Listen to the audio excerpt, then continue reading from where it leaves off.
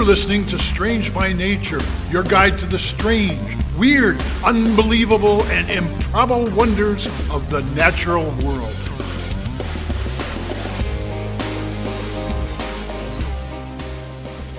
Hello, everyone. Thanks for being here today. I am Kirk Mona, and I am joined today by Rachel Ginza and Victoria Thompson. We are all professional naturalists who together have scoured the world for weird and wonderful wonders just to please your mammalian brain's desire for novelty. Isn't that nice? Let's do this. Hi, everybody. Welcome back. Well, welcome back to me, mainly. Hey, Victoria. Yeah, good to have you back, Victoria. Yeah, it's good to be back. I'm excited to share my topic with you this week. And I think you'll be excited too, as we're the animals involved in this story. So let's get started. Ooh, love some animals. Okay, I'm go intrigued. for it. So about a year ago, an article was published in the journal Ecology that was pretty much destined to grab headlines in non-scientific publications, since it involved two species that people tend to feel very strongly about, although in different directions. Okay. Anacondas, and dolphins. Okay. So people love anacondas, not so hot on dolphins? Yeah, that's usually the way it goes. 100%. I assume that's how most people feel, yeah. Mm-hmm. The situation was a team of Bolivian and Brazilian researchers was in the remote Bolivian Amazon studying biodiversity near the I'm so curious where this is going. Tihamuchi River, which river I've never heard of. I assume it's a tributary of the Amazon. And they noticed some Bolivian river dolphins surfacing, so they started snapping pictures. Cool. And then, once they started looking at the photos they were taking, though, they realized something even more unusual was happening. So Bolivian river dolphins are rare to begin with. Their scientific name is Inia boliviensis, and unfortunately they are endangered by hunting, overfishing, and habitat loss. I mean, a lot of places in the Amazon, a lot of animals in the Amazon are struggling right now. Sure. Yeah. In addition, it is hard to spot the ones that are there because they live in muddy river water, which you can't really see through. And not a little where, hard, Not yeah. where I usually picture dolphins hanging out, so that's really cool. yeah, they're in remote locations as well, and they only tend to surface for very brief periods of time. They don't do those acrobatic leaps through the air the way that you see bottlenose dolphins and other marine dolphins do. Right. Well, you don't get the momentum. It's not deep enough for them to be able to go and do that anyway. That's probably a big part of it, I would guess. Yeah. I don't know how familiar you are with Bolivian river dolphins. I wasn't very. Not very, no. They are closely related to several other subspecies of river dolphins from different areas of South America, and they all look pretty similar to each other.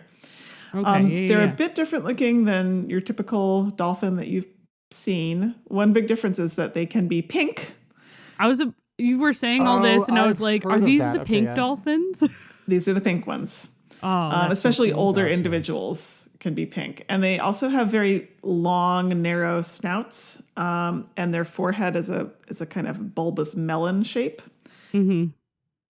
And they have quite small right. eyes. They're not as... I think they're a little aesthetically challenged compared to like a bottlenose dolphin, but they're still cute. They're really cute. They're special in their own way. Yes. Hmm. So what was it that these pink dolphins were up to that was so strange? Well, there were two adult male dolphins that these scientists started noticing, and they were swimming in a synchronized way with each other with their heads up out of the water. Then as the scientists were looking at the photos that they were starting to take with like a telephoto lens, they realized that the dolphins were holding something in their jaws. And then they realized that something was a giant snake. Oh, okay. Okay. Yeah, in fact... I thought perhaps the story was going to go in the other direction, but okay. No. Oh, right. That would be interesting also. But no. So this snake was a Beni anaconda, which is the apex predator in this part of the rainforest. Now, green anacondas are the the kind that most people probably have heard of. And those are some of the largest snakes on Earth. They can grow up to be 6 meters or about 20 feet long, which is a very, very big snake. That's, oh boy. So that's a green fine. anaconda. Sweet dreams, everyone. Yeah. At that time. Oh God. I mean, I think they've literally made horror movies about Yes, they have. anacondas. Yeah, they have. Yeah, exactly. I think it was called Anaconda. Yes. So Benny anacondas aren't quite as big, but they still regularly get up to 2 meters long, which is still a very big snake. That is Anyway. more than one Rachel. Yes. Yeah, more than one Yeah. Rachel. Like a Rachel and a bit. Mm-hmm. It's Yeah. like a Kirk. Yes, it's like a Kirk. Anyway, Beautiful. one dolphin was holding the snake behind the head, and the other was holding it about a third of the way along the body, and they were just carrying it along with their heads sticking out of the water like Oh a my synchronized swim team. They were not trying to eat the snake. It soon became clear that they were playing with it. Okay. Like you do. Yeah, like you do, but not in a like, oh, snakes and dolphins are friends kind of No. way. No. I'm No, assuming the no. snake was Like not my having a dog good shaking time. a stuffed squirrel like a rag toy kind of way. Much more that way, yes. Oh. They had it underwater for long periods of time, and when these scientists observed it, it was not moving. It wasn't decayed either, so they figured that it had probably either died during this play session or shortly before the dolphins had grabbed So it. they found it, right? Yeah. Yeah, we don't really know.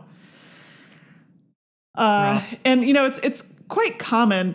Dolphins are very playful animals, so it's quite common for them to play with all kinds of things. But they have never been observed playing with a snake before.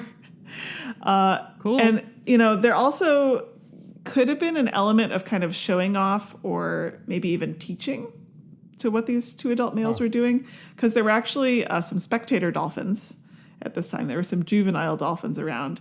So potentially these adults were teaching juveniles about anacondas, like how to deal with anacondas. Who knows?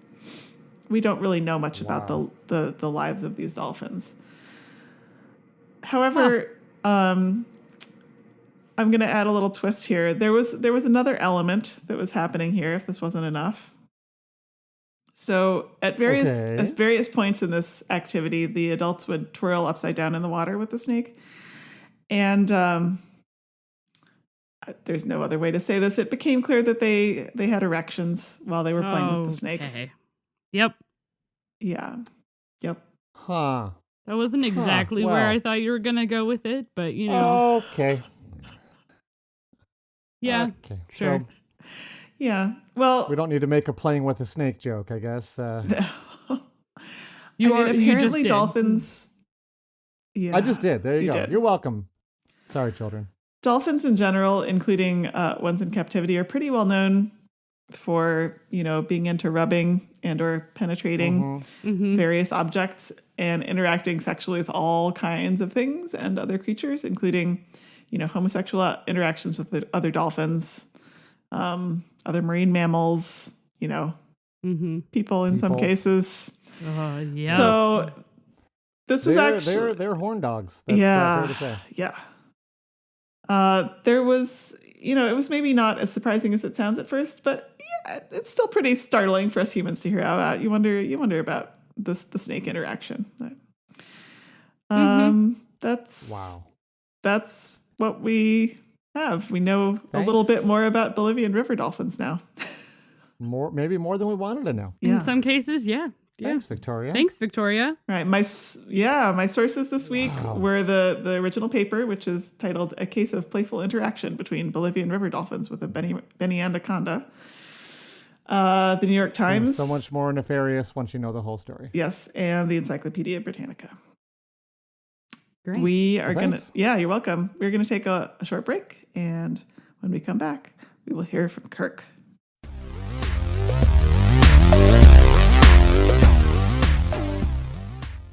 So over on the Podbean app, we got another comment this week. Christy sent us a message saying, I found your guys' podcast around 2 months ago, and I have totally binged start to now. Way to go, Christy. Yeah, Hey, thank you, Putting Christy. in the work. All 100 and probably at the time she left this, looks about 110 episodes she had gone through. So, woo, good Wow. job. She says, I'm a truck driver, and you guys have entertained me and taught me so much. Thanks for the laughs too. Well, you are welcome, Christy. So welcome. Thanks for listening. Why we do it. Thanks for listening and leaving us a comment. That was great. Yeah, and if anybody else want to send us a message, there's lots of ways. You can send an email to contact@strangebynaturepodcast.com, or you can just, if you're on the Podbean app, you can just make a little comment right on the actual episode, and we'll get that. We'd love to hear from all of our fans out there. If you have comments on an episode, you have ideas for something you want us to cover, something you want to share something with us, go ahead, send us your thoughts. We want to hear from you, but we'll get back to the show.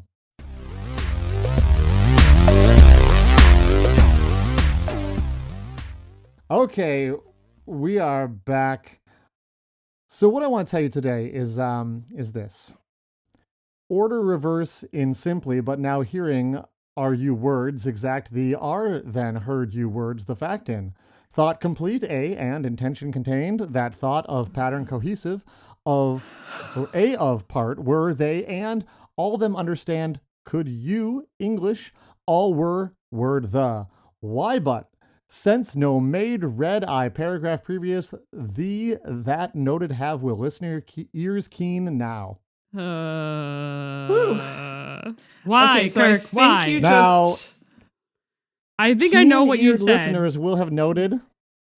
Yeah, keen-eared listeners will have noted that the previous paragraph I read made no sense. But why? The words were all English, you could understand them all, and they were part of a cohesive pattern of thought that contained intention and a complete thought. In fact, the words you heard then are the exact words you are hearing now. Right now, yeah. But simply in reverse order. Yes. So let's talk about that, or should I say that about talk lets us? Okay, I'm going to stop doing that. Please 'cause it's do. really My brain Please hurts. stop. Words. Like, I know, Words is this need like to that come thing? in a certain order. Yeah, is this like that thing where, like, if the starting letter and the ending letter are the same, generally No. you can figure. Okay, then not that. Never mind. Nope, not that thing. That's very cool. But what I want to say is that words, need to come in a certain order. Otherwise, it's very confusing. We can play around with language a bit and say, hungry you are instead of are you hungry, but then we end up sounding like Yoda, right? Yes. So Right. when it comes to more complex sentences, such as my opening one, which was order reverse in simply, but now hearing are you words exact, the are then heard you words the fact in, our brains pretty much just nope out and assume that it's gibberish. Humans are part of the universe, and we move forward through time like everyone and everything else. Words describe our reality, and reality is made up of time moving in one direction only.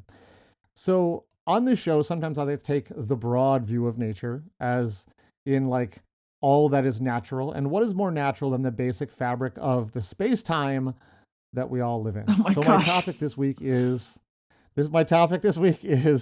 time. All Okay, right, now- Stephen Oh Hawking. God. No. We're not going quite that nuts, I don't think. Okay. But to be clear, we are constrained by time here on the podcast, and doing a full rundown on the theoretical and practical implications of time existing could pretty much be the basis of an entire podcast series. So we Oh my need to narrow down our focus here. Yeah, just And maybe I a wanna little. I want to talk about the passage of time. So we all know time passes and it only moves in one direction. But the really weird thing is that about time is that it probably isn't really what you think it is. So what you often experience in your life is not actual time passing, but our perception of time passing. Our brains are taking static moments captured by our senses and sort of stitching them together into an ongoing narrative, right? So this lived sense of time is very flexible. The 2 minutes you wait for, say, like the left turn lane to change at the stop, or the light to change when you're in the left turn lane, Yeah. that can either fly by or it can seem to take ages. Like if you had to pee, for example, and you're racing to get home, that 2 minutes, according to the clock, might seem like 40 minutes. You're like, why won't this light change? Oh, but if you're listening to a super entertaining podcast, the 2 minutes could, like this one. Right. Exactly. But aside from like our perception of the passing of time, which naturally can seem different depending on how bored we are, I think people have the impression that there is a concrete thing called time. Like it may seem like you were sitting at that light for forever, but the clock doesn't lie. 2 minutes is 2 minutes. That is the true reality. Except it isn't. Okay, Kirk. Are we going to get into relativity here? Yeah. So time, the actual measurable duration of an event. I told you it's not Stephen Hawking. It's Einstein. The actual measurable duration of an event is not the same everywhere in the universe. It isn't even the same everywhere on Earth. Now, the math behind this is probably more than I have time to go into this week. And I know some of you are driving and talk of math may be dangerous and put you to sleep. So I'm going to skip that part and just tell you that the closer you are to a large gravitational mass in the universe, the slower time moves. And in our everyday life, you would never notice that here on Earth because we can't really significantly change our distance from the Earth. It's pretty much the same for all of us. Technically, though, time does move slower at sea level than it does in, say, the mountains. And it moves even faster when you are in space. And this is known as time dilation. So even going up to the International Space Station, though you wouldn't notice it, time is actually moving slower in orbit. And it comes out to... faster, I thought you said. Or faster, in orbit. So it works out to 0.007 seconds for every 6 months. So clearly this is not like an anti-aging trick where astronauts are like, I'm not aging as much as you are. You're not going to notice that. But the difference does make a difference. Basically, it's why it's called a difference. GPS satellites, right, are up in space. They use very precise clocks to help them know where they are, and by that same token, help you know where you are. And engineers building the systems actually have to account for time passing differently for the satellites than time passes here on Earth. Wow. And if they don't account for that, the satellites would actually sort of essentially drift over time and not exactly know where they are and where you are, which is really wild. That's nuts. Now, this time dilation thing here on Earth may not seem like a huge deal, but it does mean that the universe can be a pretty strange place when we start going elsewhere. So time is relative depending on the position of the observer. And one of the coolest examples involves what happens as you approach a black hole. To you, the person approaching the black hole, time would seem perfectly normal, right? If you had a watch on your hand, it would just keep ticking away as normal. We all experience local time as being normal in our frame of reference. But to a distant observer that is further from the mass of the black hole, something very weird happens. The closer you get, the more you would seem to slow down. Relative to the observer, time is moving much slower for you.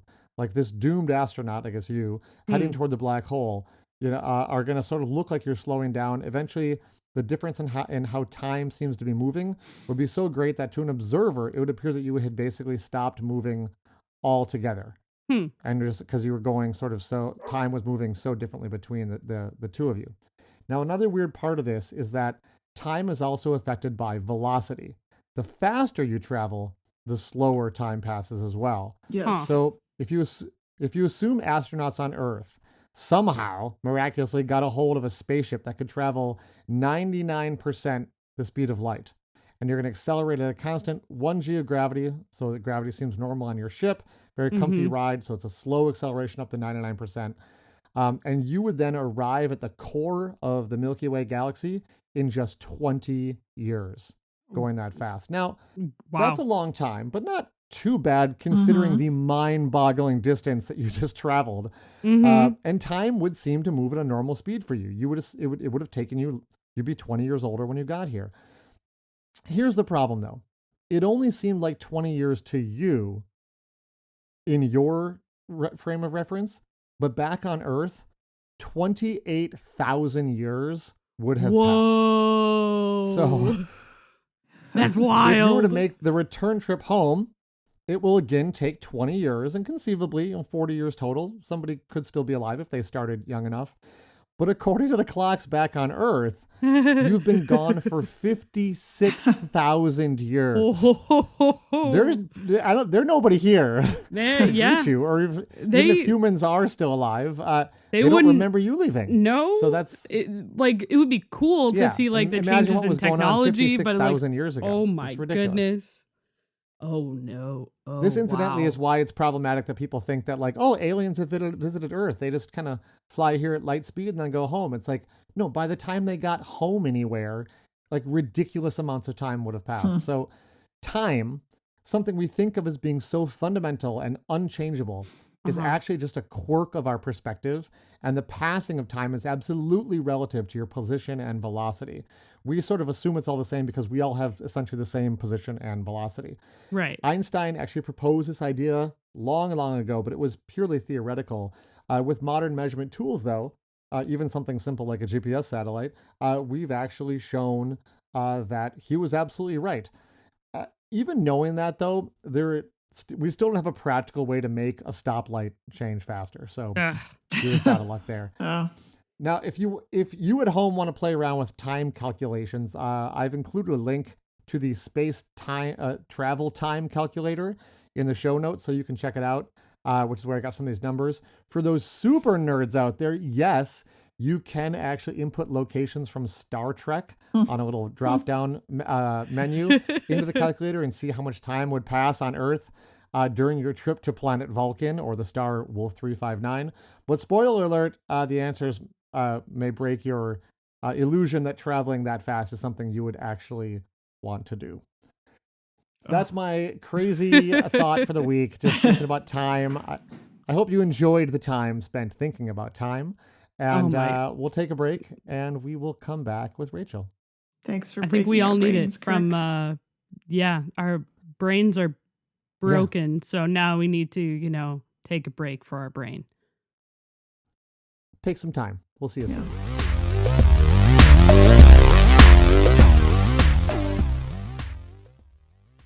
Welcome back, everyone. So this week, I wanted to talk about a creature that actually, in like the overall scheme of things, even though our brains have just been broken about time. I'm sorry. You're not, though. No, he's not. No, I'm not. You're right. So overall, was more recently discovered, actually, back in 1998. Okay. Okay. Oh, so, okay. That is pretty recent. The older I get, the more recent that seems. Yeah. Speaking of time being weird.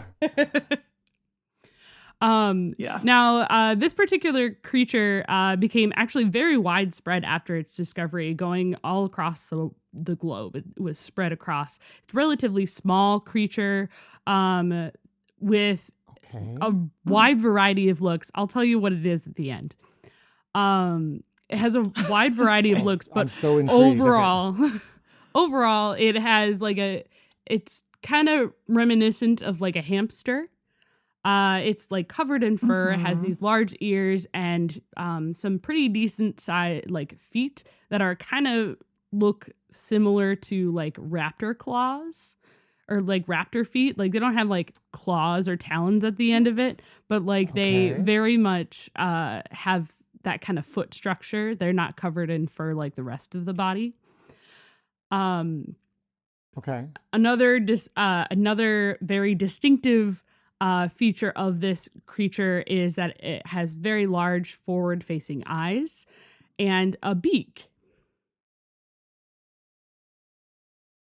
This is not the year that the movie Gremlins came out, so you're not talking about the Mogwai. No. So. Okay, good. No. That movie scared me. Did you say it had fur? Yeah. Did you say it had fur? I did. And a beak. Big forward-facing eyes. And Is this a real animal? Is this a... Is this a Wait, Furby? Is this a Furby? It's a Furby, isn't it? You're talking about Furbies. Rachel, are you talking about Furbies? Why are you talking about Furbies? That's not an animal. Oh my gosh. All right, go on.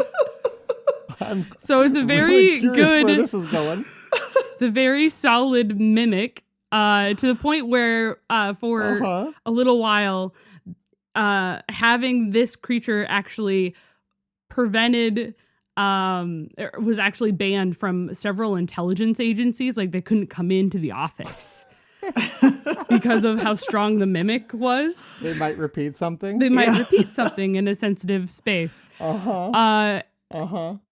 That being said, Gosh, I wasn't that far off when I said, Gremlins. Yeah. You really Furbies weren't. and Gremlins are very similar, actually. You did guess. Yes, it is. I'm talking about Furbies. April Fools, everybody. I was trying really hard. But actually, I am actually talking about Furbies a little bit today.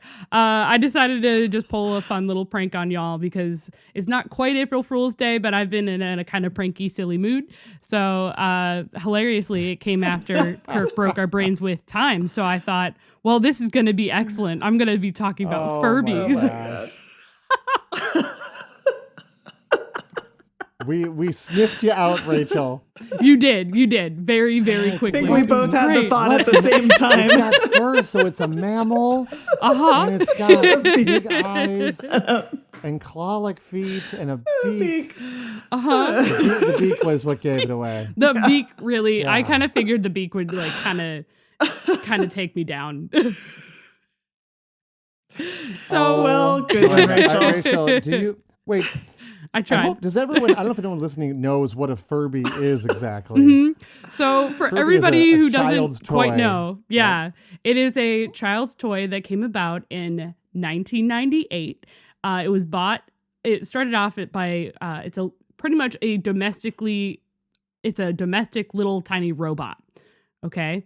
So it's an electronic toy, and it was developed first by David Hampton and Caleb Chung and they were able to bring it to Tiger Electronics, and then it was bought by Hasbro.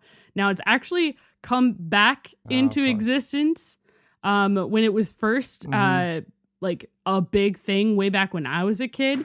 It had like over 40 million Furbies were sold in 3 years. From 1998 to 2001, there was 40 million Furbies. And it actually it has its own language that it starts speaking in Furbish, is what they call it. And then eventually it is programmed to start using more, I guess I'm going to say English words and phrases and like transition. So it looks like it's learning English, which is why learning with air quotes. But that is the reason why there was a mistake. If you had like a modern version. Oh yeah. Well, there's been issues with that you hooked up to Chat GPT. That'd be terrifying. Yeah, that would be terrifying. 100%. I'm sure it's coming. Well, I mean, they went away, and then they came back from 2012 to 2018. Yes, they did. They had a whole new variety with different colors and more toys. And like, obviously, there were more toys, and they were one of the top toys for Christmas of 2013, which is crazy. They're actually really popular with like hackers and stuff. I had one when I was a kid. Just so that way people can do, like, you can modify them. They're very popular to be modified. Unfortunately, very first, they did change it with the later iterations, but the very first one didn't have an off switch. Okay. Oh gosh, yeah. To this day, it's sometimes hard to like get them to go to sleep even still. Yeah. They did develop the 2005, the second generation. They did include an on-off switch, and they will generally, if you say sleep or whatever that command is, they'll sleep. Okay. But I think they're now connected to like they can be connected to Bluetooth now, which I don't know if I like at all. Nope. It's disturbing. And That's how it starts, people. that's how it starts. That's how it starts. Yeah. In our household, what my son has is a variation on a Furby called Furbaka. Oh, yeah. A Chewbacca themed Furby. Yeah. It's really something. It came out in 2015. I do not have and have never had a Furby. I was too old for the first round, and I didn't have kids in time for the second round. So, Well, you'll be ready for round 3. I guess so. Well, you say that, but we've already Chat gotten to GPT the enabled fourth version. generation at Yeah. this point. So it'd be the 5th generation at that point. Would be. Ooh, the 5th. I wouldn't generation, right. recommend it. Because they actually. So you remember how I said that? It'll be like saying spooky things. Yeah, people don't like that. I will. You remember when I told you that it was banned by several security agencies way back in 1999? Right, Yep. Yeah, I remember that. It was primarily due to rumors and everything. It wasn't actually anything to do with the Furby itself. Sure. But now the more recent ones that have figured out, they've been able to, security researchers have found out that the microphone on a Furby can actually be remotely activated and used to record voice through a Bluetooth connection. So I think they're probably going to end up being banned again. Wonderful. So that's Amazing. always great. Yeah. I love how there's people out there who are like, I would never get a Furby in my home. Hey, Alexa, don't let us buy Furbies. You're like, what? Really? You have that? But It's the same thing. Yeah. Yep, I'm sure the Furby is your biggest concern. But how do the security agencies... I just said the A word, so I just like activated everybody's, if I said, Alexa, put a Furby on my shopping list. Now that's on people's shopping list. So I apologize. I'll stop saying that. You might want to go remove the Furby from your shopping list. My question now, though, is how do security agencies feel about the elf on the shelf? I don't know, but it should be banned because that is a weird and scary thing. No, I do not like the elf on the shelf. We do not like it either. Well, now we're alienating our audience who likes Elf on the Shelf. I have to apologize for those of you who like to guilt your children on the holidays. If you like pineapple and Elf on the Shelf. Don't agree. Yeah. What if you had a we still appreciate you. I want to say flavored Elf on the Shelf? That's not right. No, you don't eat the Elf on the Shelf. Shelf. Right? No. End of I the don't think season, so. you put them in the microwave and roast them up. See, I'm not part of this. That didn't exist when I was a kid, so I don't know how it works, I guess. Rachel, congratulations. You've made this episode go very strange. Thank you. Yes. That was very strange. And that was unnatural, dare I say it. Any more? I'm gonna do air quotes here. Animal facts about Furbies we should know. Nah. I just wanted to see how long it would take before you realized that I was going to talk about Furbies How today. far you could go? 2 minutes. I was real confused. I was like, the confusion was they solid. spread around the world. I'm like, did I misunderstand? Does she mean that like the sensation of like viral videos spread, or the actual animal? And No, the actual animal. good one. Good one. Thank you. You got us. You got us. April Fools, everybody. Mostly because we put it's our a trust little in you, early. Rachel. Yeah, that's true. I have a real topic next week. Okay. Someone's gonna listen to this in like July and be like, "What the heck?" Good. It's either really late or really early for April Fools. One of the two. Yeah, no in between. But that's what I have for everyone this week. So amazing. Thanks. Amazing. What an episode. Yeah. Wild. So right. thanks everybody for listening. We'll see you next week. Bye. Bye-bye. See you next week. Bye-bye.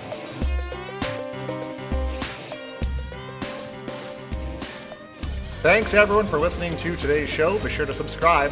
New episodes drop every Wednesday, and we love sharing this strange world with all of our listeners. If you would be so kind as to leave us a 5-star review, that would be great. It lets other lovers of the strange discover the show. You can reach out to us on social media by searching for Strange by Nature Podcast on Twitter, Facebook, and Instagram. You can send us an email as well. Our address is contact@strangebynaturepodcast.com. If you want more information about the show, you can also check out our website, which is strangebynaturepodcast.com. Until next week, get outside, stay curious, and embrace the strange.